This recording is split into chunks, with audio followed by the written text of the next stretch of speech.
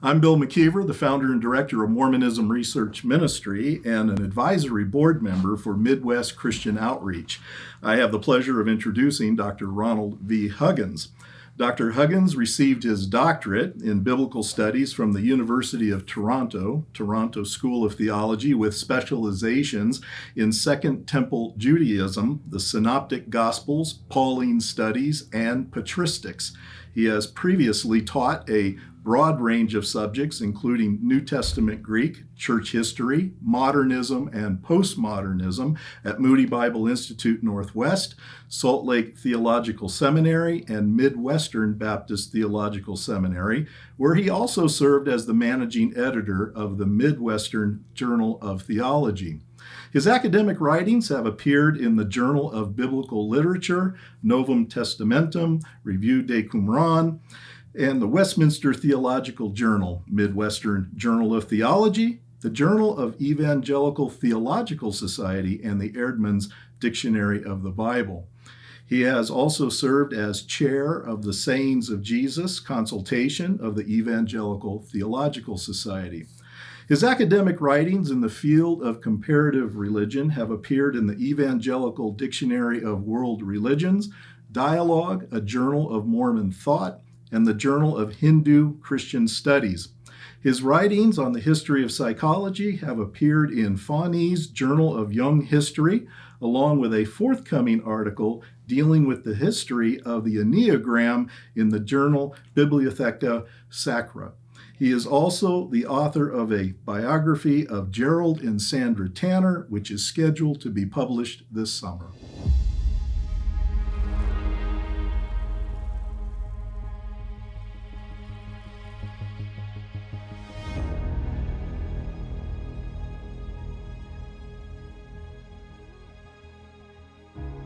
Hello, my name is Ron Huggins, and I have been asked to talk about the history of the Enneagram. And I'm pleased to do it to counter various myths that have grown up around the Enneagram that often get repeated about its history as part of a process that's to try and give it greater legitimacy and to some extent concealing or laundering its true history. In 1992, Richard Rohr, who is a very prominent Enneagram teacher, perhaps the most prominent right now, and his associate, Andreas Ebert, claimed that the Enneagram was not originally Christian, that it came from Sufi mysticism. Now, before we go on, I'd like to just give a brief definition of what Sufism is. Sufism is generally a mystical branch of Islam, and we'll talk more about that. For some of our authors that we'll be discussing, Sufism means something quite broader. It means something like a prisca theologia, an underlying religion out of which all religions emerge, sort of like the milk that is behind the making of the various kinds of religious cheese. And I didn't make up that analogy. In any case, in 92, Rohr and Ebert said that the Enneagram is not a Christian symbol and not originally Christian.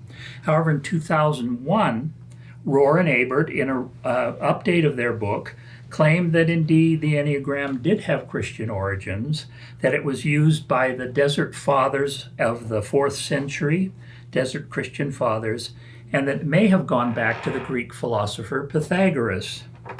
And then it was passed on orally through the Sufis. This is the story told in 2001. Well, which is true? Well, actually, neither is true. So where did this idea emerge from, and where did the Enneagram come from? Well, let's talk about the second first.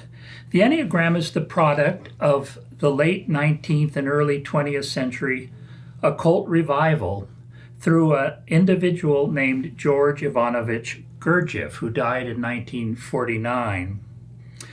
Gurdjieff claimed to have mastered all the occult schools at the time in 6 months before developing his own. Generally, Gurdjieff, who was Greek Armenian in his origins, was involved in the Russian occult revival, which was quite large. There was between, say, 1881 and 1919, there was as many as 30 occult journals in Russia, as well as hundreds of occult books. But this was an international movement. It was in the United States. It was also in Britain and other parts of Europe. Gurdjieff is the source of the Enneagram symbol, and he created it really to facilitate and to bear an occult number. And he's also the originator of the idea that there's an ancient religious brotherhood that has supposedly preserved this symbol through the ages. But over time, the story developed, and loose ends left by Gurdjieff got tied up in various ways. And so what I'd like to do is trace the history of the Enneagram in 5 stages or 5 movements, dealing with the major contributors to the changing story of the origins and significance of the Enneagram. Gurdjieff and his students are the first, number 1. Then Idries Shah, who was a popularizer of Sufism in the 1960s. Oscar Ichazo, who was a Brazilian New Age teacher in the late 60s and early 70s. Claudio Naranjo, who's actually the inventor of what we now know as the Enneagram of personality, where you say, what's your number? I'm a number 2, I'm a number 5, I have this personality or that. This goes back to Naranjo. And then finally to Richard Rohr and Andreas Ebert, and where they came from and how they fit into this story and what they actually contributed to it. So let's start with Gurdjieff. Gurdjieff created as we said, the Enneagram symbol to bear certain occult numerological meaning. Now, the Enneagram means a 9-pointed figure. So, for example, we know of a pentagram. Pentagram's got 5 points. A hexagram, which we also recognize as the Star of David, has 6 points, which is made by 2 overlapping triangles. And an Enneagram, in its most basic form, has 9 points, and it's made by taking 3 triangles and sort of overlapping them in even ways. The Enneagram that Gurdjieff invented, however, is not that. What he did is basically he took 3 triangles and then he reconnected 2 of the lines down at the bottom in order to create 2 strange overlapping shapes. One is a simple triangle, and the other is kind of a bat-like hexagram that has 6 points. Now, he described this as reflecting what he called the law of 3 and the law of 7. How do you get the law of 3 and the law of 7 out of a 3-point figure and a 6-point figure? Well, I'll explain it in a minute. Basically, what these 2 laws refer to is the flow and interaction of all cosmic forces. This is what it meant for Gurdjieff. And that flow that controlled everything was tied up with a number, 142857. The reason this number was unusual is that if you divide 1 by 7, you will get a decimal point, and then 142857, 142857, 142857, on into infinity. There are other peculiarities to the number. So, for example, if you multiply it by 2, it has all the same numbers, but the numbers at the end shift to the beginning. If you do it by 3, the same thing happens. All the way up to 6, multiply it by 6, it's all the same numbers as 142857, except that it keeps moving like this. And then when you multiply it by 7, it becomes 999999. And occultists saw this as very significant. They also noticed that if you put this 1, 4, 2, 8, 5, 7 evenly around a circle, each number across from each other added up to 9. And so they said, oh, 9, that's very significant. And so this must be a mystic number. And Gurdjieff believed indeed that it was mystic, and that what was used before Gurdjieff by occultists decades before Gurdjieff. So he wasn't inventing the number nor its significance. He was just inventing this figure to use to wrap it around. And then he put in the triangle, which is 9, 6, 3. Those are all the numbers between 1 and 10, not included in 1, 4, 2, 8, 5, 7. So he saw this as really significant. He said that the Enneagram, you could interpret anything with the Enneagram because everything had this cosmic flow determining its nature. The planets, the individual, a piece of spinach, everything. Everything in the universe had this same flow of energy. And so for Gurdjieff, the Enneagram represented not a static image, but a flow. And you can see it on here. This tracks the flow. Notice how the arrows go. 1, 4, 2, 8, 5, 7.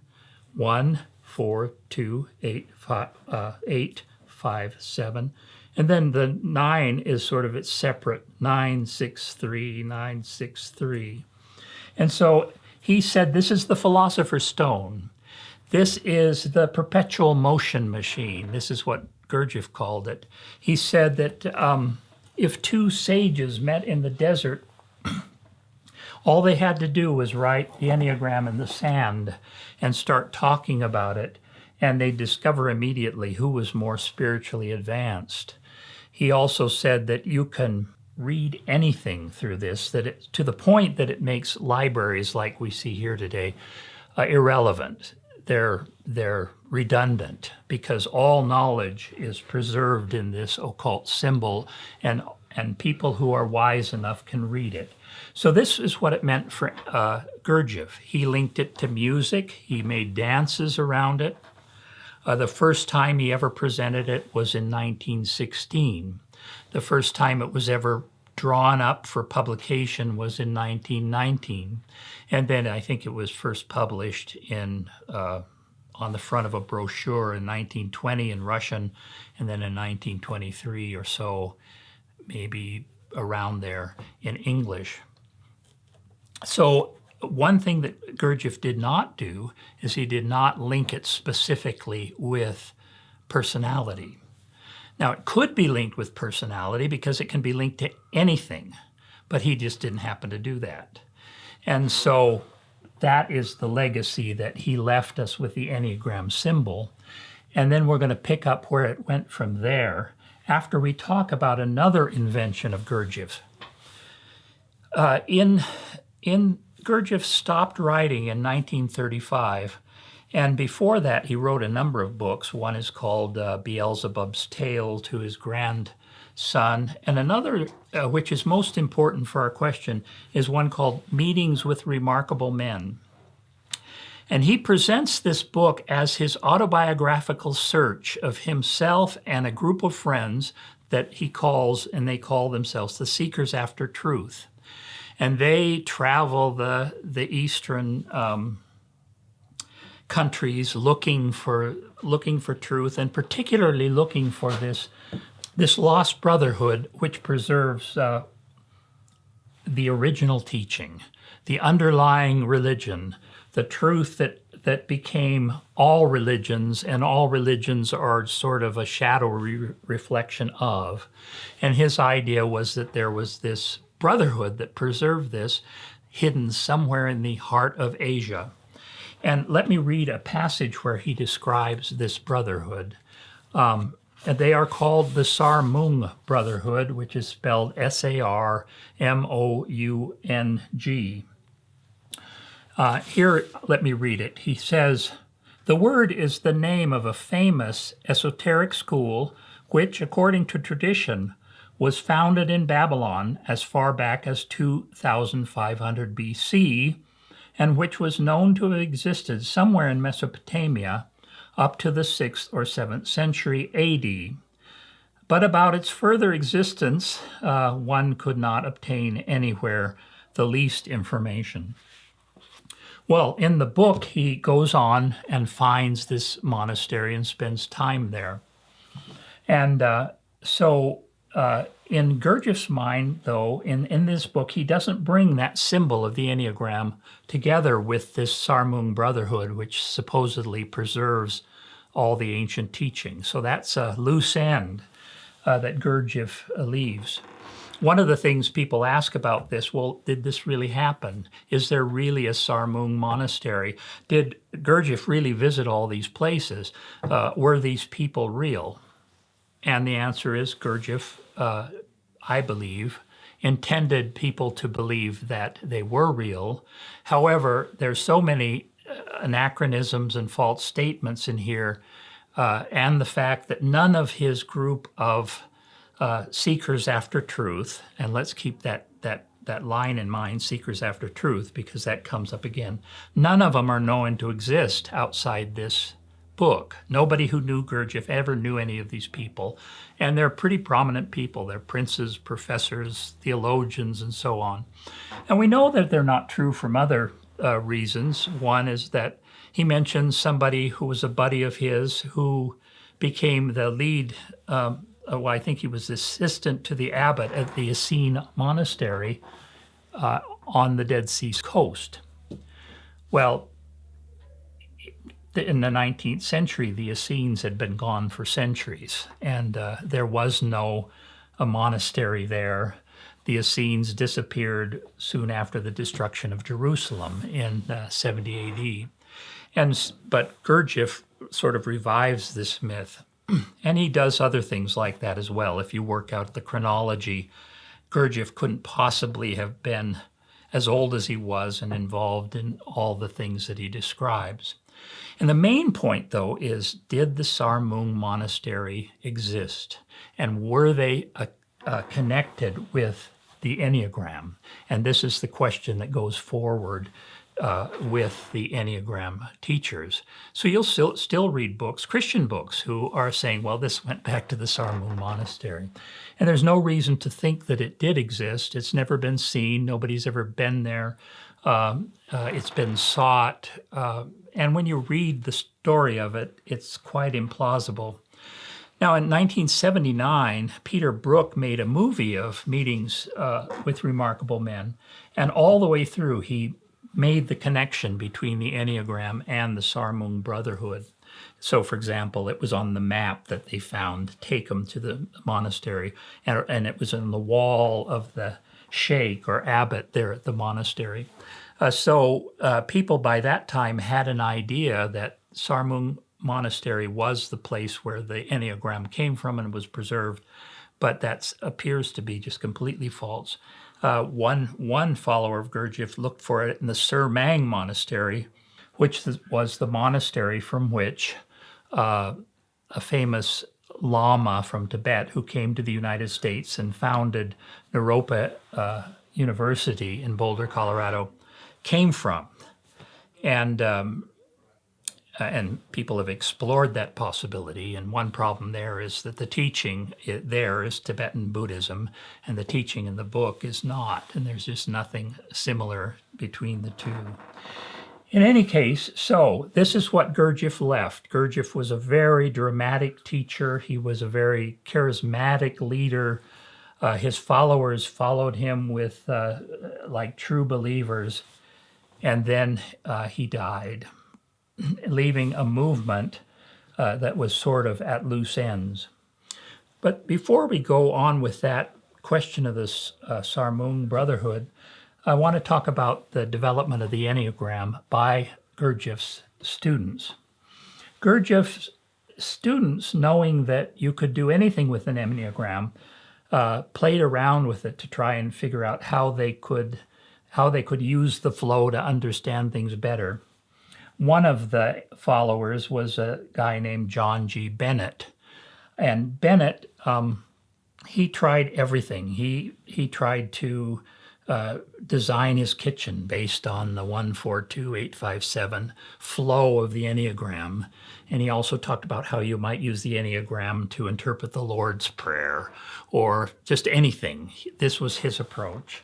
Uspensky, who was a direct student of Gurdjieff and who was the first to record Gurdjieff's diagram of the Enneagram, had the idea of putting the planets around the Enneagram and seeing what he could make of that. In other words, what the flow, if the different planets had different qualities. So, for example, the Mercury, people have a mercurial temperament. Jupiter, they have a jovial temperament. Mars, they have a martial temperament. What could you tell about the flow of the different types of energy around the Enneagram if you put the planets around them? And he played with that idea, but he never developed it. However, one of his students, who was named Rodney Collin, did develop it. What he did is he suggested that what we do is we take those planets and their characteristics and put them around the Enneagram, and then we make them into a personality test. And this is what he did in 1954, which I have on here, is he divided up the personality types on the 1-4-2-8-5-7, and then he put some other items on 1, 6, and 3. So, for example, if you were a 7, you were a jovial type, whereas a lunar type, which I presume he would consider to be very calm, would be number 1. And then he came up with a theory, and it's a theory that's still connected with the Enneagram personalities. He came up with the idea is that, say you're a jovial type, and you think, how can I improve as a person? And he says, well, the secret is that if you're a jovial type, you study being a lunar type, and you try and copy what being a lunar type is like, and you'll grow as a spiritual being. And then once you've got that under wraps, then you go down here to the Venusian types as sort of the, like Venus and love, and you try and become more sort of a sexual being or something. Then you can go mercurial types, and eventually you'll work your way back here as a higher form of being. But it's this, you see what it is? It's this numerology determining the alleged differences between personalities, but also, not only that, but also the actual relation between one personality and the other. The fact is, the question, and this is a key question for what we're going to talk about, is it true that there is any real relationship between the jovial type and the lunar type as opposed to the jovial type and any of the other types? In reality, well, according to the numerology, there is. According to reality, there may or may not be. And so that's an important point to keep in mind when we're talking about the Enneagram. So the contribution of Rodney Collin, just to wrap him up, is that he was the first to actually come up with a personality type and link it with the Enneagram in 1954. But he was also the first one that would say that if you want to grow, you try and copy the next character down, the next personality type, if you want to grow spiritually. And so those are his contributions, which continue for us today. After Gurdjieff died, as I mentioned, there was a sort of a vacuum of leadership. Here was this wonderful new teacher, so they thought, who they really thought was bringing them important teachings and hinting at all this wonderful secret brotherhood. And naturally, the group of followers did not see in one another the same dynamic as they saw in their teacher. One of the followers, a guy named John G. Bennett, decided to try and figure out, well, what is this all about? And can we find the Sarmung Brotherhood? Can we tell, who are they? What is their religion really?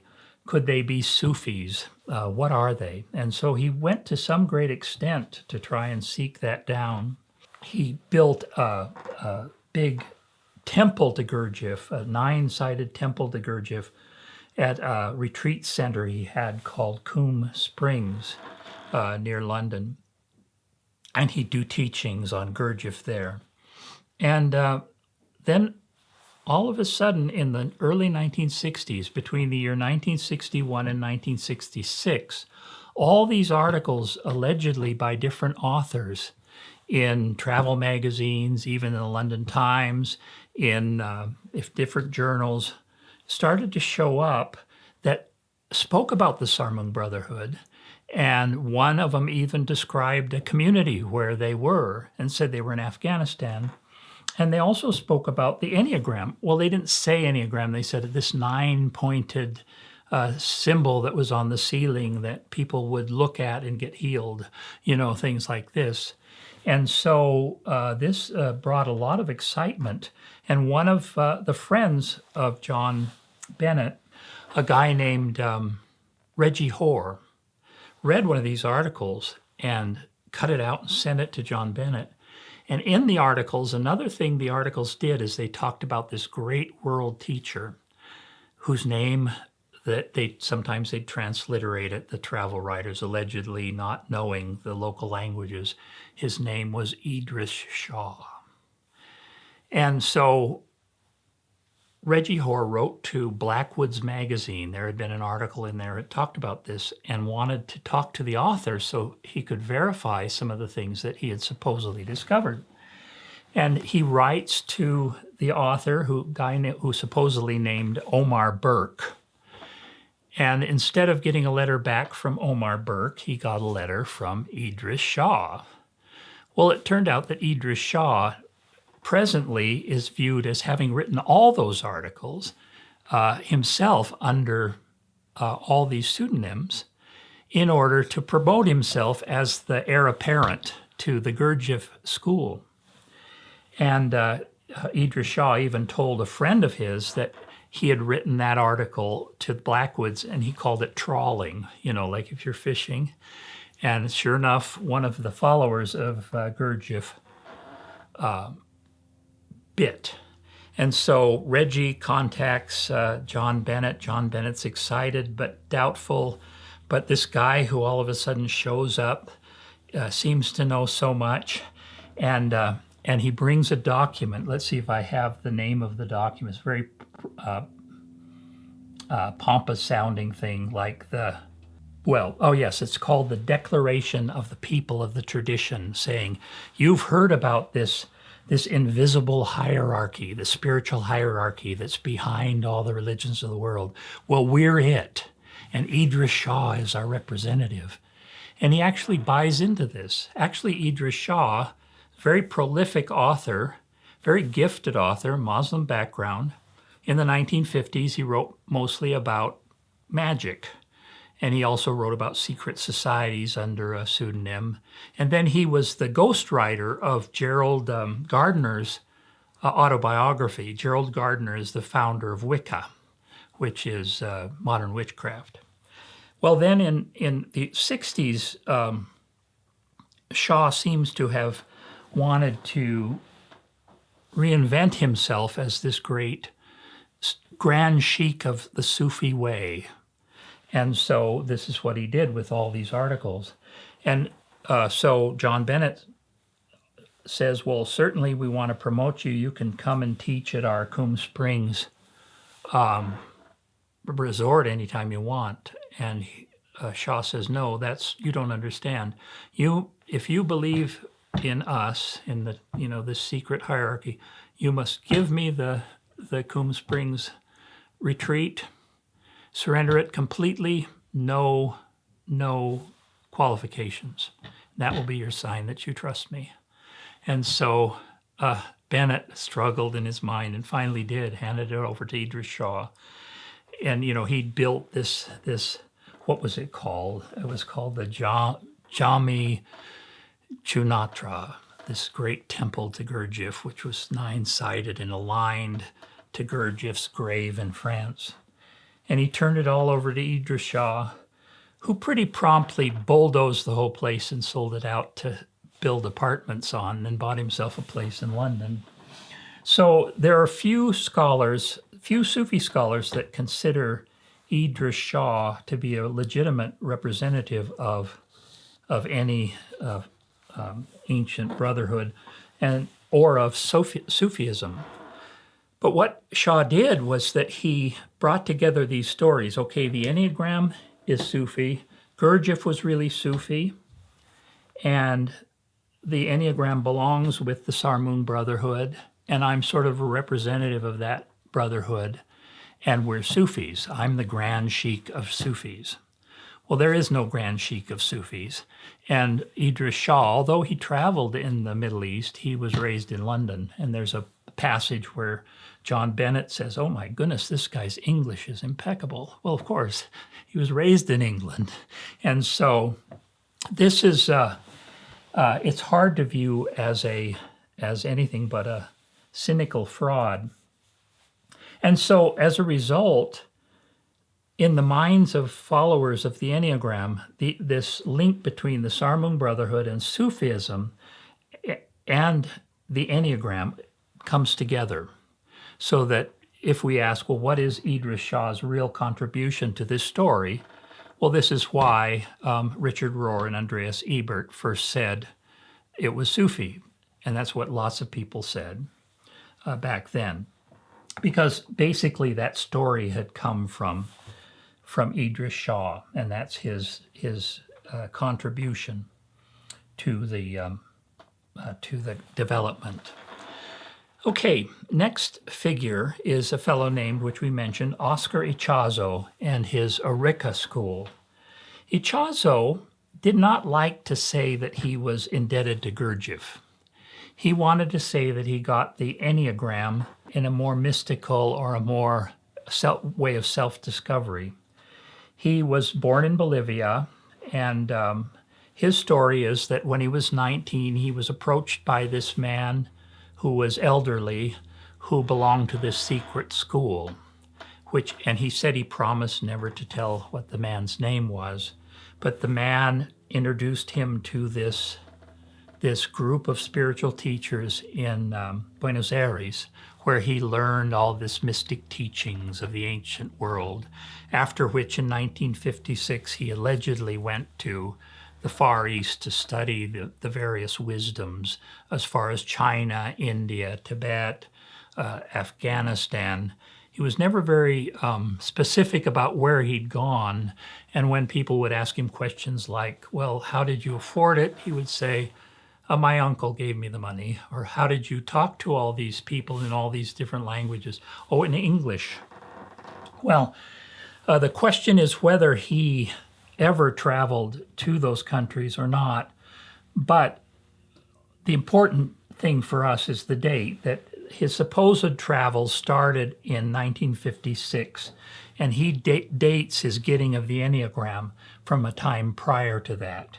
So, for example, in 1943, he allegedly inherits his uncle's library, and looking in there in books by a medieval Franciscan writer named Ramon Llull, he said he found the Enneagram. Well, Ramon Llull did do Enneagrams and all kinds of diagrams, but not the Gurdjieff Enneagram. So he did the 3-triangle Enneagram, and he did a 9-triangle Enneagram and 14-triangle Enneagram, not all Enneagrams, figures, but he never did Gurdjieff's Enneagram. And then also he said he found it in medieval grimoires, which are magical manuals where they draw diagrams used in magic. Now, I've looked at many of those diagrams, many of those magic manuals, and never seen any Enneagram. There are a lot of the similar pentagrams and so on, but I've never seen an Enneagram. And it's very likely that that just simply isn't true. The only reason I pause to say that very likely is because obviously I've never seen all of the magic books from the Middle Ages. But no one has ever brought forward an image, which should be easy enough if Ichazo actually ever did see it. Then another time he says, well, I never got this from Gurdjieff. I knew it before Gurdjieff. Well, when he was 19 in 1950, he read Ouspensky's work, which was where the diagram was first presented. So he had a chance to see it at least when he was 19. Then he says in 1954, 2 years before he traveled to the Far East, that he saw all the Enneagrams that he developed, which was 108, all in their interrelations as in a vision. And so that's 2 years before he traveled. So if he had them in 1954, he didn't get them in the Far East. That's the significance of that. But then again, during his travels, he talks about teaching the Enneagram, teaching an Afghan teacher more than they know about the Enneagram.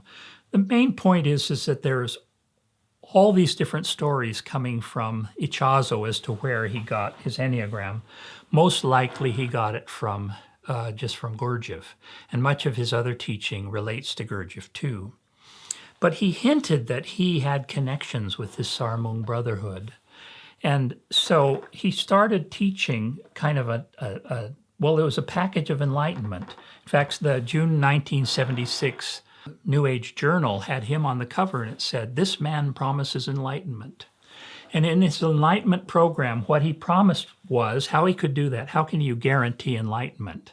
Well, the way he did it is he had different levels. If you get to this level 1, you've got to enlightenment, level 3. And so different levels were different kinds of enlightenment. So one level of enlightenment was the enlightenment that Jesus supposedly had.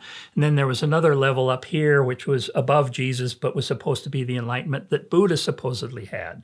So you'd go in this program and you'd do all this stuff in this very vigorous exercise, running up and down mountains and listening to teaching and things. And then you would achieve various levels of enlightenment, and you'd try and keep those levels. And now, if you stopped and started to question Ichazo, he'd just throw you out. So you didn't have to go through the guarantee. And he was impressive to South Americans. I think he was a little too much of a tyrant to really please Americans. So he was more successful in South America. And what happened is that in 1970, on July 1970, he invited a group of 50 Americans, mostly with sort of New Age ties, down to Arica, Chile, where he started the school, to put them through the program. And one of the students who was invited indirectly by a friend of his was a guy named Claudio Naranjo. Claudio Naranjo, as I mentioned, he is the inventor of the personality test, and this is his last book in English, My Psychedelic Explorations, The Healing Power and Transformational Potential of Psychoactive Substances. He was a psychedelics experimenter and kind of a shaman. He was a friend of Carlos Castaneda's, if you've heard of him. His son had just died, and he had fellowships at like Berkeley, and I think he had one at Harvard, and he may have had one at the University of Illinois. So he was a very intelligent person. And somebody wrote to him, some friend of his, and said, "Oh, you've got to hear this Sufi teacher, Oscar Ichazo." And so he went down and joined that group in 1970. And he didn't get along with Oscar Ichazo that well, and eventually he got thrown out of the group, so he never finished. But already he was a disciple of Idries Shah, which we just mentioned, and he bought into this idea that the Gurdjieff movement, the true leadership of the Gurdjieff movement weren't his direct followers, but was Idries Shah. And the reason that the Gurdjieff's followers were so disappointed was because they didn't have the true grand sheikh of the Sufis, which was Idries Shah. And so when Oscar was presented as this famous Sufi teacher, he was intrigued, and he went down to take the training. And Oscar gave him the impression. He said, "Oh, well, Gurdjieff, he was in the court of the bees." Well, there was the idea that bees was another name for Sarmungi, and so, or the Sarmung Brotherhood. And so he said, "Oh, the Sarmung Brotherhood?" And Oscar said, "Yes, you know about the Sarmung Brotherhood. That's where I'm from." So Naranjo, he says that's the main reason he was attracted to Oscar Ichazo, because he felt that Oscar really had contact with the Sarmung Brotherhood. Well, Claudio Naranjo, as we said, never finished the training in Arica, Chile. He came back to the U.S. and founded a school called the SAT Group in Berkeley, California, after Gurdjieff's Seekers After Truth. In the meantime, Oscar Ichazo came to the U.S. and started his own Arica school in December 31st, 1971. Oscar, he presented himself as Maitreya. Maitreya is the future prophesied final Buddha.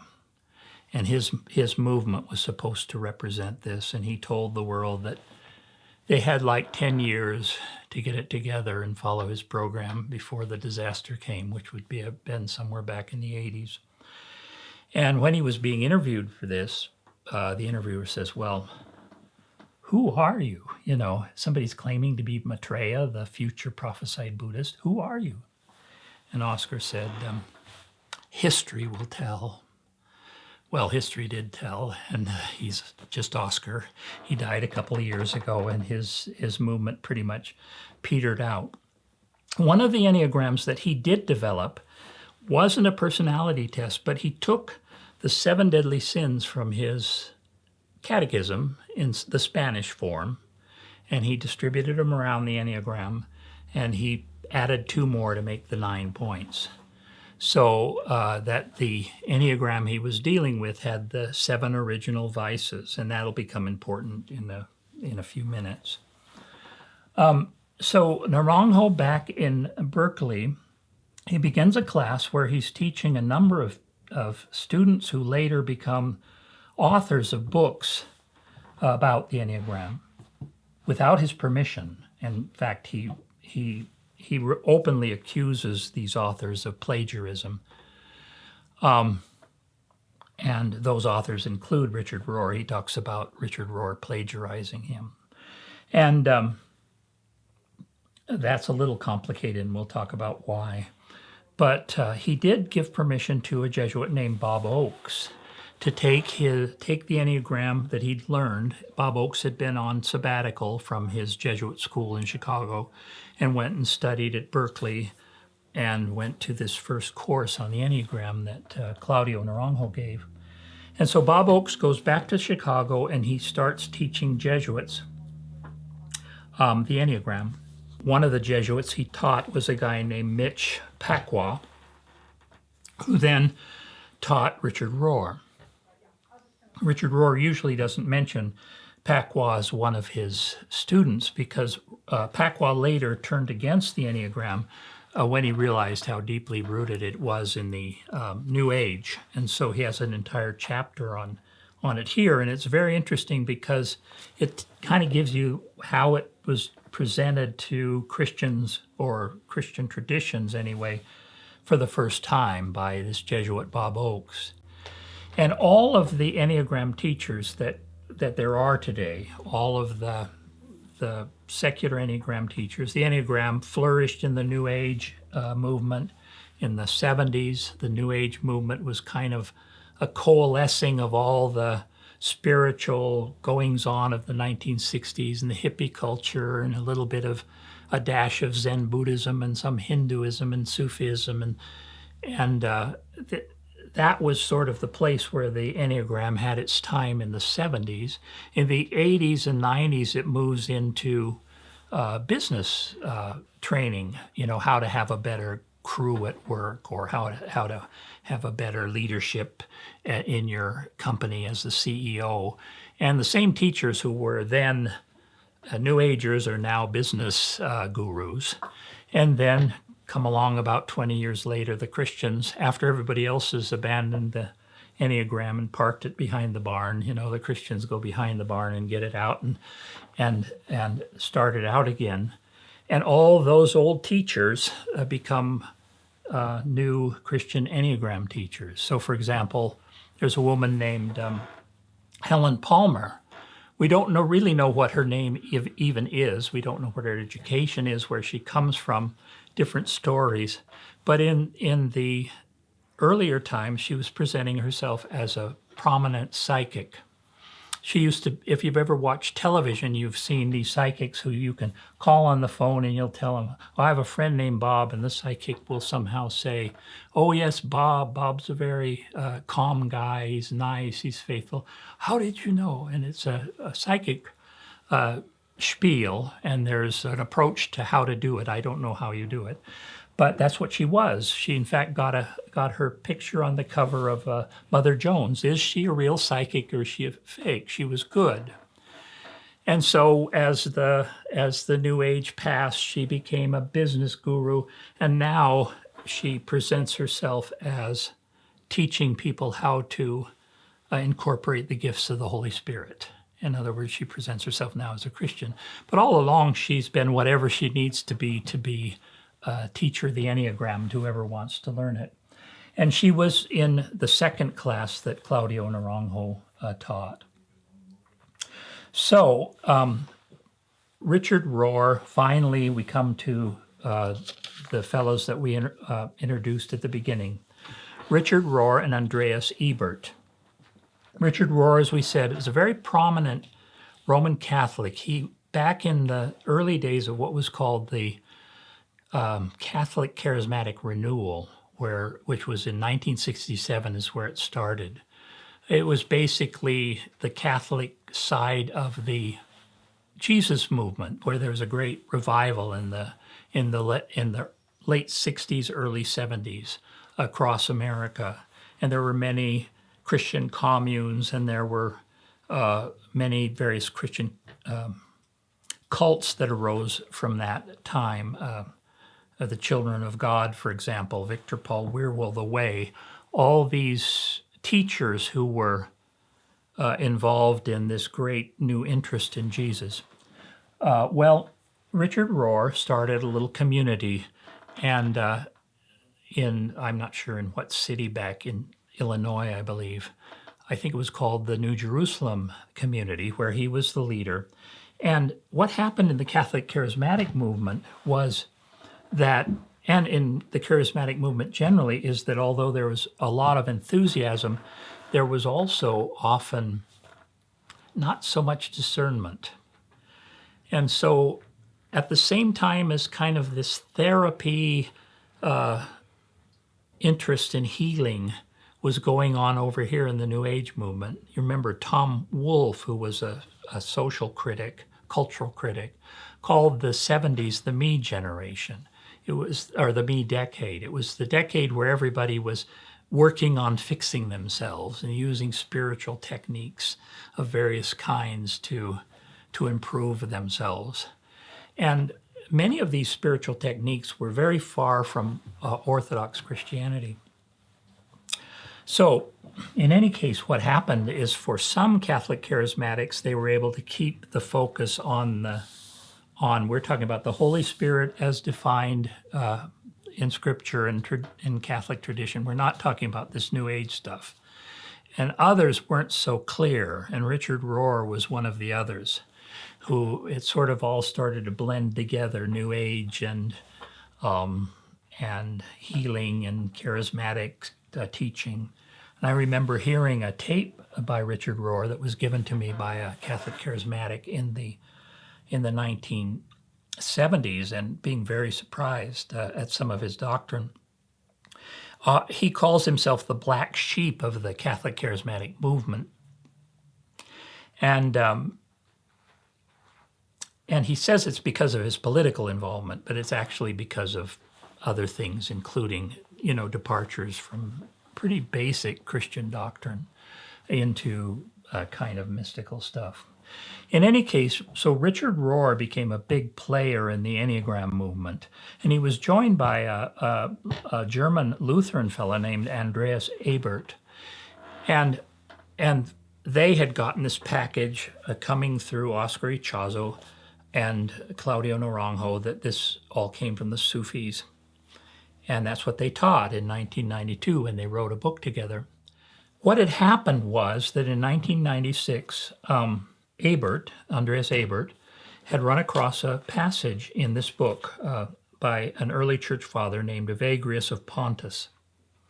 And it was the 153 chapters on prayer.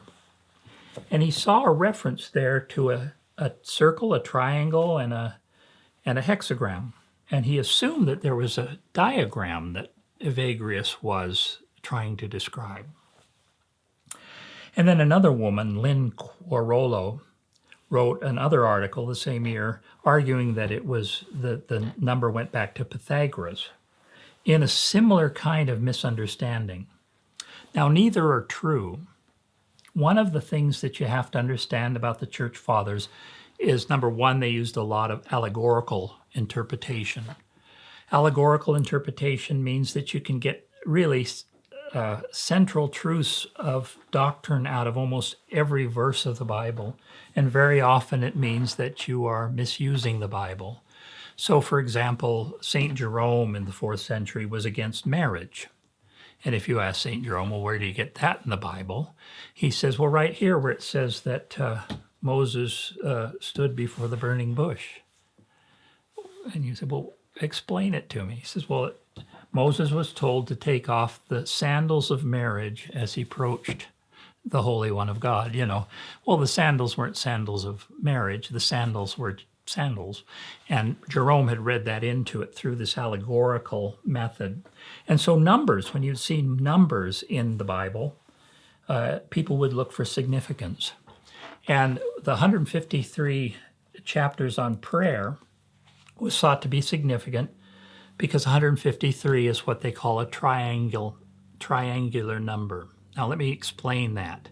And this is what he's talking about. What he's seeing is number shapes, which are called figurate numbers. And anyone who's played pool, for example, knows what if you put one pool ball in the rack and then 2 and 3 and 4 and 5, what's the shape? It's always a triangle. So anytime you add 1 to the next number, so 1 plus 1 is 2, 2 plus 1 is 3, 3 plus 1 is 4, you'll always come up with a triangular shape if you're using like pool balls or setting pennies together.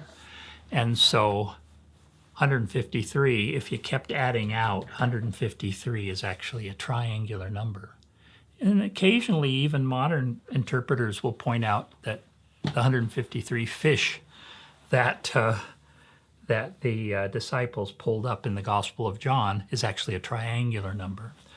And then there's the fact that some number shapes overlap with other number shapes. For example, hexagonal numbers are all triangular numbers too. In other words, they overlap. But however, all triangular numbers are not hexagonal numbers. That's confusing, but you get the idea that they overlap. A square number is a number multiplied by itself. If you multiply any number by itself beyond 1, you will, and then you lay it out, say in pennies or pool balls, it will make a square. So 2 times 2, put 2 pool balls next to 2 pool balls, make a little square. 3 times 3, 3, 6, 9, it'll make a little square. 4 times 4, it'll make a little square with 16. And this is what Evagrius was talking about. He was talking about overlapping number shapes. And if you had a square number, you might relate it to the 4 seasons. If you had a number dealing with 7, it might be related to the days of creation. So what happened was the early fathers, not only Evagrius, but virtually all of them, would look at numbers in the Bible and try and figure out what their spiritual significance was.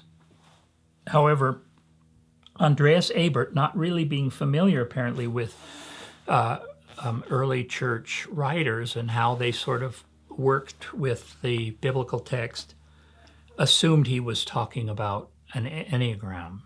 And he argued that. And this was basically behind the idea that he stated with Richard Rohr then in 2001 that the Enneagram was used by the early Desert Fathers. Now the problem is that this myth that the Enneagram is a Christian symbol and was used by the Desert Fathers has become, you find it everywhere. Most of the Christian writers who are talking about the Enneagram, often they'll kind of qualify because they might have heard, oh, well, there might be some doubt about that. How they'll say it is, well, we really don't know where the Enneagram came from, but some say it came from the Desert Fathers.